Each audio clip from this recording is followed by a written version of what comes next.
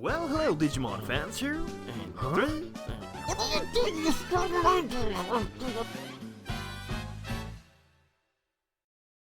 Well, hello Digimon fans, today I'm gonna give you a review of the third chapter of Digimon Adventure Try.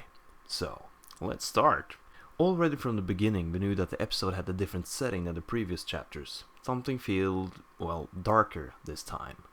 And roughly so. This movie explains to us through a possessed Kari, which by the way kinda gave me a Dark Ocean vibe. Anyways, she tells us that the virus that infected Maikamon are so bad that it will destroy everything digital in the real world and the same in the digital world. Pretty much ending the world on both sides. So the best way to stop this, if the Digidestined and their partners can't stop Maikamon, is to reboot the digital world. Meaning all the digital monsters alive will, well, to put it like this, it's like resetting your phone to factory settings and getting rid of all the data. They have to reboot.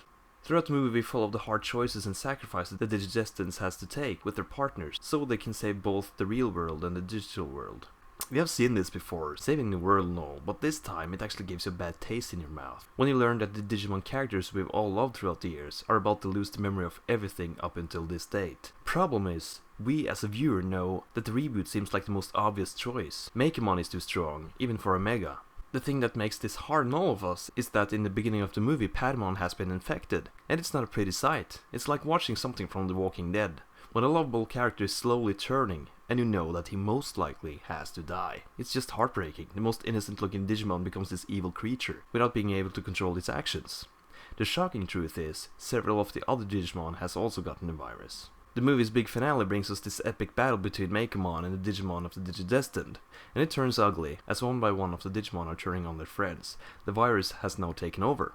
With only Tentomon left, Tentomon also infected, decides that he has to stop them and try to get them into a memory bank that Izzy created, even if he's not powerful enough. The memory bank works as a backup file, so the Digimon save their memory in the memory bank, and after the reboot they could reclaim their memories. This is where the movie choked me up a bit, which has never happened to me in anything Digimon before. And when War Greymon finally turns and Tentomon is the only one left, the Digimon are trying to get out of the digital gate where the battle is taking place. And Tentomon knows that he will most likely not get them into the memory bank, but he can at least try to get them within the digital gate so it closes without them being in the real world. So we actually Mega Digivolve into Hercules Kabuterimon, which is an awesome Digivolution sequence and sorely missed in the original season. He fights every single Digimon, and he gets them to snap out of it just for a second, long enough for him to drag them back into the digital world, seconds before the gate closes and the reboot happens. Now at this moment, I'm here with a half-empty feeling. Did he get to the memory bank? Because it sure didn't seem like it. The Digidestined has halfway given up, and it comes to term what happened. The world is safe, and that's what's important. Izzy, on the other hand, is desperately trying to get contact with the digital world again, but the others doesn't seem interested. Someday, Tai said. Which shows us that if the time goes long enough, even good friends become acquaintances, and maybe, even in the end, forgotten. It's a hard ending to watch. But luckily though, Tai and the others realize that someday is not good enough, today is just as good as tomorrow. And I talked to Maki at the agencies to help them getting access to the digital world again.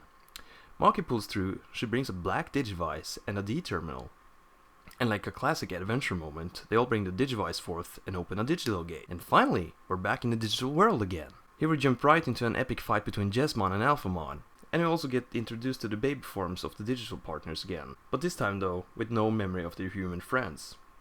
The chapter ends with a big plot twist. It turns out the Digimon Emperor, we've seen in the previous chapter, is in fact Genai, who turns around with an evil smirk and says, "This is an emotional reunion." And who shows up behind Genai?